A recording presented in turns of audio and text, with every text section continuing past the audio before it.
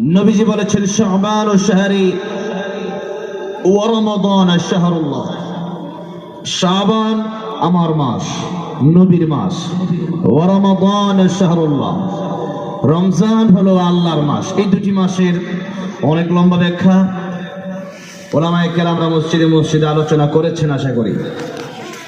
আজকের এই রাতটা গুরুত্বপূর্ণ একটা রজনী, লাইলাতুন নিসফি মিন শাবান হাদিস শরীফের ভাষায়, যেটাকে আমরা ফার্সিতে শবে বরাত বলি, ভাগ্য রজনী, মুক্তি রজনী আমরা বলি।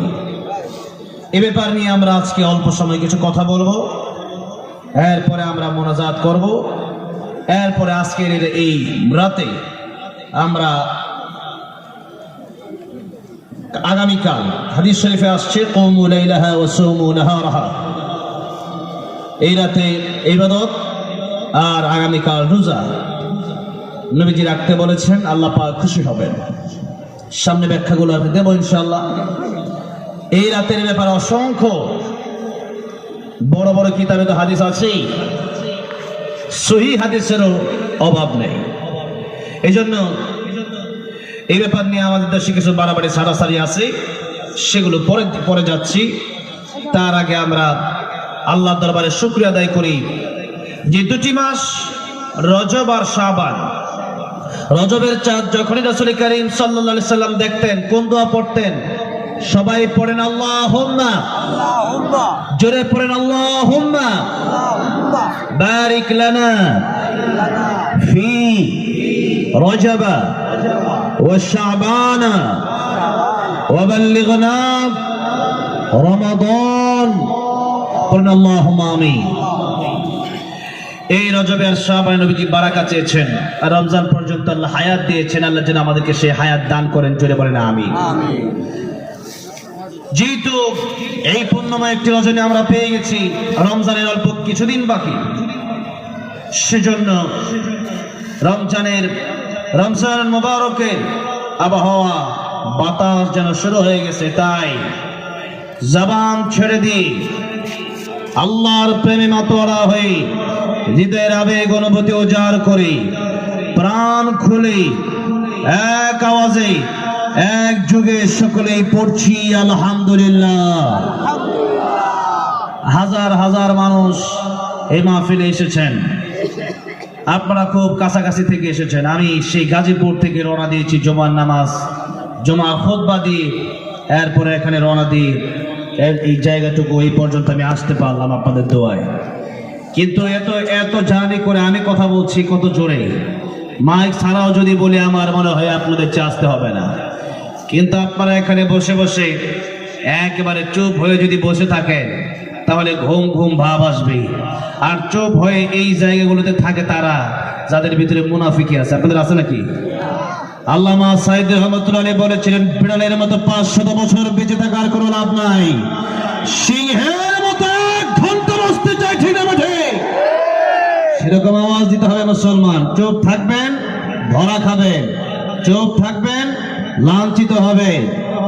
আমরা গীবত করে জোরে জোরে, মিথ্যা বলে জোরে জোরে, আল্লাহর নাম জোরে বলতে চাই না, অথচ জবান দিলেন কি? কথা বলার শক্তি দিলেন কি? এই দেহে শক্তি দিলেন কি? আকাশ কার, জমিন কার? সবই আল্লাহ। তাহলে আল্লাহর নামের আওয়াজ আসতে হবে না, জোরে হবে? চিৎকার মেরে পড়ে আলহামদুলিল্লাহ। এবার মনে হলো কিছুটা ইমানের আওয়াজ এসেছে, আলহামদুলিল্লাহ। আমরা আলোচনার দিকে সরাসরি চলে যাই। যেহেতু এই রাতটা গুরুত্বপূর্ণ একটি রাত, সারা বছরের সব রাতের মতো এই রাত নয়, তাই আমরা এই রাতের ব্যাপারে কিছু কথা শুনবো। এরপরে ইনশাআল্লাহ আমরা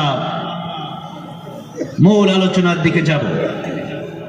যেহেতু আজকে এই রাত একটি বছর পর পরই রাত আসে আমাদের দেশে, লাইলাতুন নিসফি মিন শাবান, এই রাত নিয়ে, রজনী নিয়ে মোটামুটি ইখতিলাফের অভাব নাই। এর মধ্যে দুটা বিষয়, একটা হচ্ছে বাড়াবাড়ি, একটা হচ্ছে ছাড়াছাড়ি। উলামায়ে কেরাম যখন বক্তব্য দেন তখন এই কথাটা বলেন যে হক্কানি আলেম বাড়াবাড়ি যারা করে তারা কিভাবে বাড়াবাড়ি করে? এই রজনীটা আল্লাহ দিয়েছেন ইবাদতের জন্য। কিসের জন্য? আল্লাহর ইবাদতের জন্য। কার ইবাদতের জন্য? আল্লাহর ইবাদতের জন্য। কিন্তু এই রাত্রিটাকে আমরা কি বানাই? যে একটু ঘোরাঘুরি, এই রাতে একটু আলোকসজ্জা করা, এই রাতে একটু সিডনি না খাইলে মনে হয় হক আদায় হবে না। শয়তান বলে এই রাতে সিডনি না খাইলে কবে খাবি, আজকে ভালো করে খা।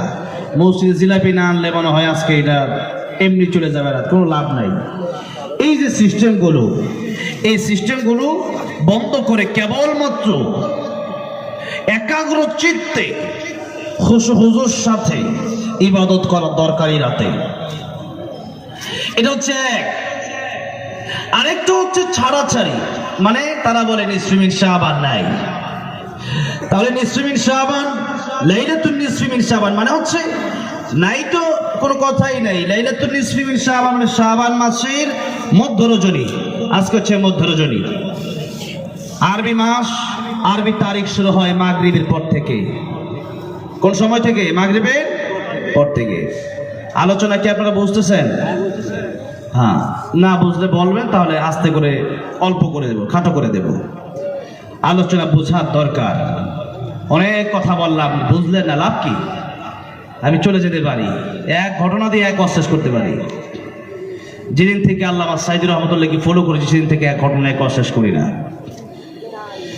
সেদিন থেকে কোরআন হাদিসের সঠিক কথাগুলি বলার চেষ্টা করি। তাহলে বোঝার জন্য আসছেন নাকি একটু হুই হুল্লোড় করার জন্য? কি করার জন্য? একটু বোঝার দরকার, ঠিক না? বোঝার দরকার, অনেক বোঝার দরকার।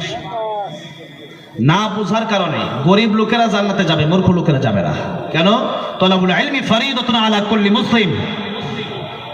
আপনার দ্বীনি ইলম তলব করা আপনার জন্য ফরজ। আপনি শিখেন না কেন? আপনার ব্যর্থতা, তাই শিখতে হবে, জানতে হবে। যারা জানেন না তাদের জানা অতীব জরুরি। যেমন নামাজ পড়েন, কোরআন শরীফ শিখেন নাই, নামাজ হবে? নামাজ হবে না। কোরআন শরীফ অশুদ্ধ পড়ে নামাজ হয় না। এগুলো অনেক গুরুত্বপূর্ণ কথা। যাই হোক, লাইলাতুন নিসফে মিন শাবান যারা বলে নাই, তারা কোন কোন কথা বলে? যে সিয়াসিতার কিতাবে 2 কিতাবে আছে, আর কিতাবে নাই। তাহলে আর কিতাবে আছে না নাই, এটা তাদের পড়া দরকার। যদি পরে আসলে তারা পেয়ে যাবে। আবার যে হাদিসগুলো আছে, বিশেষ করে আম্মা জান আয়েশা সিদ্দিকা রাদিয়াল্লাহু আনহা থেকে বর্ণিত হাদিস এসেছে। আম্মা জান আয়েশা সিদ্দিকা রাদিয়াল্লাহু আনহা বলেছেন, এই রাতে আল্লাহ রাব্বুল আলামিন বনু কলব একটি গোত্র আছে, সেখানে বনু কলবের লোকেরা ছাগল চড়াতো। ওই হাজার হাজার ছাগলের কত পশম আছে তা আল্লাহ জানে। এই বকরিগুলোর যত পশম, আল্লাহ রাব্বুল আলামিন এই রাতে তার চেয়ে বেশি লোককে ক্ষমার ঘোষণা করেন, মাফ করে দেন। জোরে কোন সুবহানাল্লাহ। এটা হচ্ছে সেই রাত। এখন হাদিসকে, অনেক বিভিন্ন হাদিসকে তারা দুর্বল বলেছে। যেমন মুসনাদ আহমদের একটা হাদিস আছে, যে হাদিসের কিছু অংশ আপনাদেরকে প্রথমেই বলেছিলাম, কুমু লাইলাহা ওয়া সুমু নাহারাহা। এই জন্য রাসূল করিম সাল্লাল্লাহু আলাইহি ওয়াসাল্লাম রাতে রাত জাগরণ করতে বলেছেন, ইবাদত করতে বলেছেন, আর পরের দিন রোজা রাখতে বলেছেন। কারণ এই রাতে আল্লাহ রাব্বুল আলামিন বান্দার জন্য প্রথম আকাশে অবতীর্ণ হন আর বলেন, আলা মিন মুস্তাগফিরিন ফাগফিরলা, আলা মিন মুস্তারজিকিন ফারযুকহু, আলা মিন মুবতালান ফাউআফিয়াহু, আলা কাযা হাত্তা ইয়াতুলুল ফজর। আল্লাহর আগে থেকে বান্দা, কার গুনাহ মাফের দরকার আসো, আমি আল্লাহ দেওয়ার জন্য রেডি। জোরে কোন সুবহানাল্লাহ। কার রিজিকের দরকার চাও, আমি আল্লাহ দেওয়ার জন্য রেডি আছি। জোরে কোন সুবহানাল্লাহ। কে আছো বিপদগ্রস্ত, আমার কাছে বলো, আমি আল্লাহ বিপদ থেকে উদ্ধার করে দেব। এরকম আল্লাহ রাব্বুল আলামিন সুবে সাদিক পর্যন্ত ডাকতে থাকেন। এরপরেও বান্দাদের হুঁশ হয় না। অনেক মানুষ এই রাতে ঘুমায় গেছে অলরেডি। তাই এই গুরুত্বপূর্ণ রাতে আমাদের ইবাদতের দিকে মনোনিবেশ করতে হবে, মনোযোগ দিতে হবে। দুনিয়াতে মানুষের দেহের খাবার যেমন আছে, মানুষ কিসের তৈরি বলেন তো? মূলত 4টা ধাতু দিয়ে আল্লাহ মানুষকে তৈরি করেছেন: আগুন, পানি, মাটি, বাতাস। তাই মানুষের দেহের জন্য এই 4 জায়গা থেকে আল্লাহ রাব্বুল আলামিন খাবারের ব্যবস্থাও করেছেন। এগুলো অনেক লম্বা ব্যাখ্যা। আগুন, পানি, মাটি, বাতাস, এই 4 জায়গা থেকে আমাদের কি আসে? খাবার আসে। নাম্বার 2 হচ্ছে আমাদের রূহ। রূহ না থাকলে মানুষ বাঁচে না, বাঁচে? মানুষ মরে যায়। এই রূহ, রূহের খাবার কি? রূহের খাবার জানার আগে রূহ আল্লাহ কি দিয়ে বানিয়েছেন সেটা আমাদের জানার দরকার। তাই আল্লাহর নবীর কাছে লোকেরা জিজ্ঞাসা করেছিল রূহ কি জিনিস? আল্লাহ রাব্বুল আলামিন এর জবাব কোরআন শরীফে দিয়ে বলেছেন, ইয়াসআলুনাকা আনির রূহ কুলির রূহু মিন আমরি রাব্বি ওয়া মা উতিতুম মিনাল ইলমি ইল্লা কালিলা। ও নবীজি, মানুষ আপনাকে রূহ সম্পর্কে জিজ্ঞেস করে, রূহ আমি আল্লাহ কি দিয়ে বানিয়েছি, আপনি তাদেরকে বললেন কুলির রূহু মিন আমরি রাব্বি, আপনি তাদেরকে বলে দেন রূহ হচ্ছে আল্লাহ রাব্বুল আলামিনের একটি হুকুম। যার কারণে পৃথিবীতে রূহ কোন জায়গায় আছে? রূহ পৃথিবীর কোন বৈজ্ঞানিক দার্শনিক কোনদিন কি দেখতে পেরেছে? রূহ কি দেখা যায়? দেখা যায় না। এটা আল্লাহর হুকুমে আসে, আল্লাহর হুকুমে আবার বের হয়ে যায়। আসসালামু আলাইকুম ওয়া রাহমাতুল্লাহি ওয়া বারাকাতুহু। এতক্ষণ শুনছিলেন সত্যপথ ইসলাম। আমাদের চ্যানেলে প্রতিনিয়ত নতুন নতুন ওয়াজ মাহফিল, কোরআন তেলাওয়াত এবং নতুন নতুন গজল আপলোড করা হয়। তাই প্রতিনিয়ত ইসলাম সত্য প্রচার করার জন্যই আমাদের সাথে থাকুন এবং সাপোর্ট করুন। এতক্ষণ ভিডিওটি দেখার জন্য শুকরিয়া।